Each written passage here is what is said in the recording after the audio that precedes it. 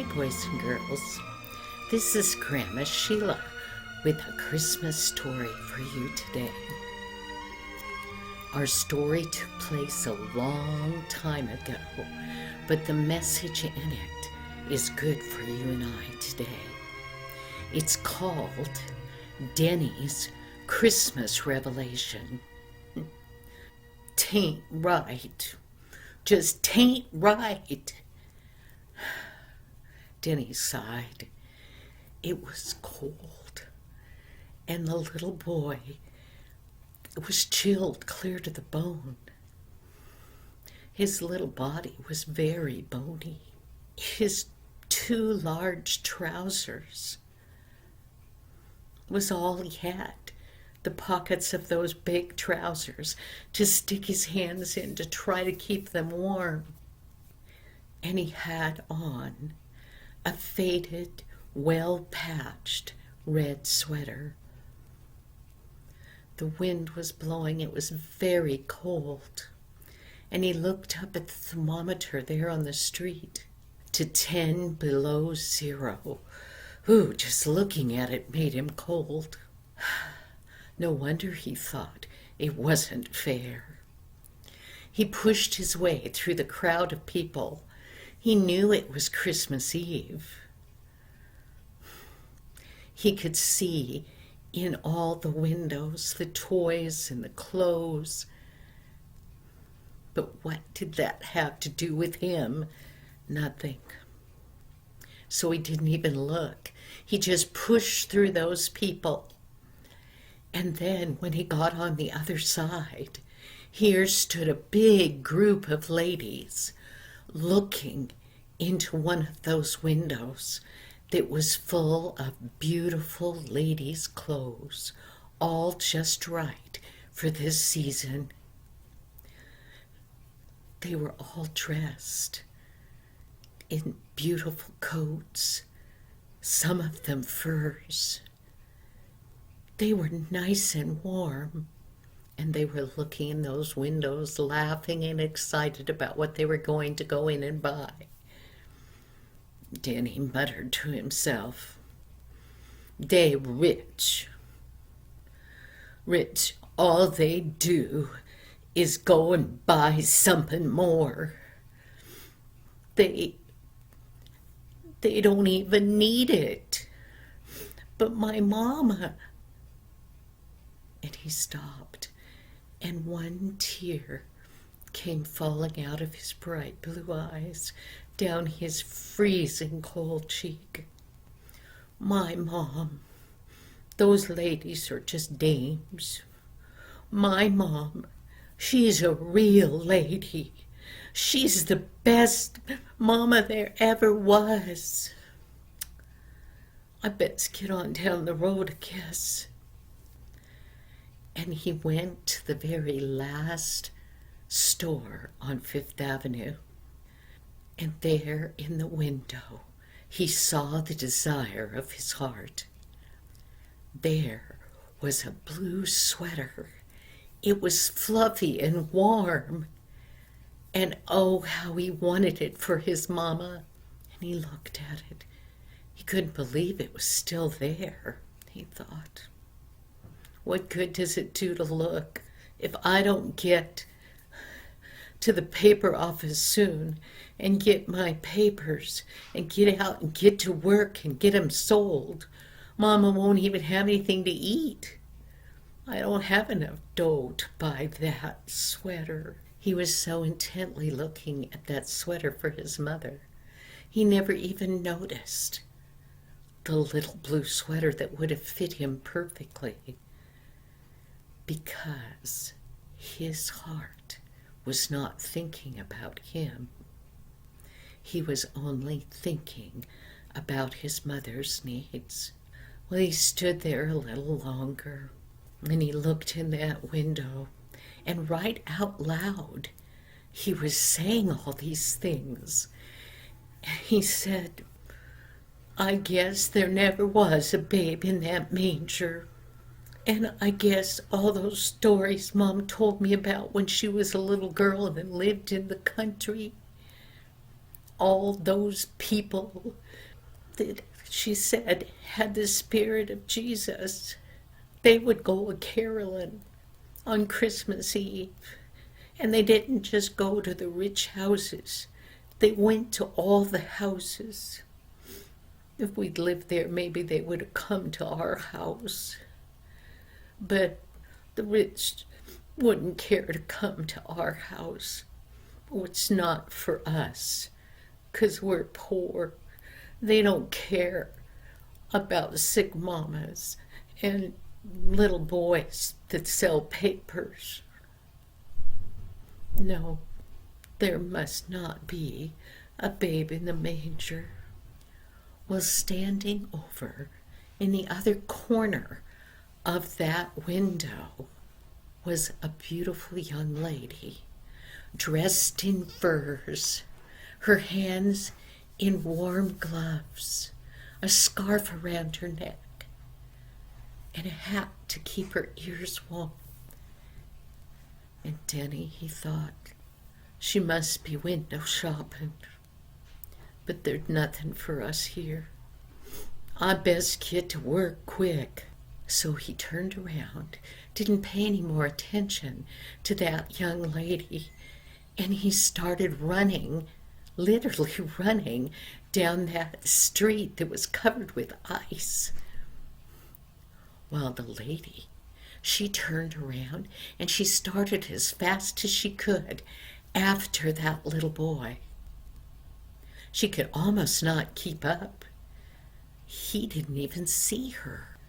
When he got way down that street, he went into the door of the Gazette, the newspaper office, and he rushed back to get his papers so he would have plenty to sell. Well, he didn't earn much, but at least he and his mama had something to eat. She followed him into the Gazette, but he had gone into the back, got his papers, and went out the back door, and soon he had rushed to his usual street corner, and he started to yell, "Extra! Extra! Read all about it! Get your papers here!" And he hoped that lots and lots of people out of that crowd of Christmas shoppers would come and buy a paper from him. It was so cold there. Well, meanwhile, Phyllis Winslow, that was the name of the young lady that had been looking in the window. She went back to the office and she inquired about the little boy that had just come in to get papers. She asked if she could have his name and his address so she'd know his whereabouts. Well, the lady in the office was kind, and she gave Phyllis that information. And Phyllis set back off down that slippery street, back to the window, that very last store on Fifth Avenue. She looked in the window, and that blue sweater was still there. She rushed inside, and pretty soon the clerk had out a big box, and she started gathering the stuff that Phyllis was pointing at. I want that, and that, and that, and some of these, and that. And the first box, the very first thing that was wrapped up and put into that box was that blue sweater for little Denny's mother. Then a pair of slippers went inside to keep Mommy's feet warm. And then there was all sorts of things, a knitted dress, nylons, dainty other things that all ladies need. They all went into that box. Then the lady got out another big box, and into that went a smaller sweater and a pair of boots and several pairs of trousers, the right size trousers, and socks and mittens, and a hat to keep his head warm. So many things. And then, on top of that, there were toys and games that would make the heart of any little boy excited. Then, before she left, she had the lady put all kinds of delicious fruit and candies into a big sack. Well, the lady could hardly carry her packages. She went out to the curb where the snow was drifting up, and she stood on that icy sidewalk, and she waved. "Cab, cab," she said. And pretty soon a yellow cab parked by the curb, and the gentleman jumped out. He saw all her packages, and he opened his trunk, and he carefully put them all inside. Then she got in, and she gave him the address that the lady at the Gazette had given her. It was a long ways to where that little boy lived on the other side of town. It was in a very poor district. But when she got to the address, there was kind of a ramshackle old house. And the exact address was a tiny little house there beside it. She jumped out after she'd given some instructions to the driver and told him to wait for her. She got out and she went down the boardwalk. They didn't have cement sidewalks. They were made out of a board there. And she went up the steps to that little house, and she knocked on the door. A frail, kind of sickly-looking lady came to the door, but Phyllis could see that she had been very beautiful before. And the lady, she looked at her. She didn't know Phyllis, but she looked at her, and she looked kind of quizzical. And Phyllis said, Is this the house where Denny Williams lives?" And the lady, she smiled. She said, "Yes, it is. Could you please come in?" While Phyllis was walking up, she had noticed that the curtains were very clean, and they were neatly ironed, even though they had patches. And when she got inside, she looked around the one-room house, and she saw that there was very little furniture, but it was neat and clean. Well, Phyllis stood there, and Mrs. Williams looked at her, and she said, "Mrs. Williams, I've brought you a few things, not a lot, but some things that I think might be of help to you. Things for Denny. So, goodbye." And she went out the front door. Mrs. Williams, she thought, a few things. And she looked out the door, and there, sitting on the little step, there were lots of parcels. And as she looked down that boardwalk, Phyllis had ran down that boardwalk and jumped into that cab, and it had driven away. And Mrs. Wilson thought, I don't know. This must have been what she was talking about.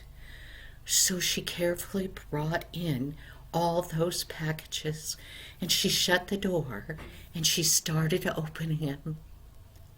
And she saw that blue sweater, and she thought, Oh, it'll be so warm. Denny had always been worried about his mother being cold, because when the wind blew and it got really cold, their house wasn't very warm, and Mother had gotten a bad cough. And he had thought, when he had looked in the window at that blue sweater, if she could only have it, maybe she would stop coughing. Well, Denny's wish came true. She took out the sweater and all the other things. She opened the other box, and she found all those clothes and boots and warm things for Denny. And she looked up. Oh, God, you've answered my prayers. Thank you so very much. Then she looked in that bag, and there was all those oranges and candy. She quickly rushed around. She got a bowl, and she put the fruit in it, and she set it on their little table. And she got another bowl, and she poured the candy into that. And she set those toys out. No, they didn't have a Christmas tree or any decorations, but it didn't matter. And she put on that sweater, and she put on those slippers, and she sat in her rocking chair, and she started to rock, and the tears ran down her face. Well, she dried her tears when she heard Denny coming running up to the door. And he opened the door. His spirits had been in the dump. He was so sad. When he opened the door, the first thing he saw was his mother sitting in that rocking chair, rocking back and forth and smiling ear to ear. She said, "Hi, Denny." And Denny looked around and he said, "Mother, that sweater, where'd you get it? What happened? All this, the oranges and the candy, and Mother, all those things, where did it all come from?" And Mother smiled. She said, "It was all answers to prayer." And a very rich-looking lady came, and she brought all this. She said it was for us. Denny, he almost couldn't believe it. And then he got sad looking again, and he said, "Oh, Mother, I was wrong. There was a babe in the manger, and he was alive. Oh, Mother, please tell me the Christmas story again." So Mother started telling that story about the baby that had been sent from heaven, that was God's own son, that his mother put in the manger. And he had come to this earth because he loved every one of us. And then she told him about the shepherds and the angels that had come singing peace on earth, goodwill to men. And then she told him about the wise men that had come to bring the baby Jesus gifts, because they knew that Jesus was a king. They knew that Jesus had come from heaven.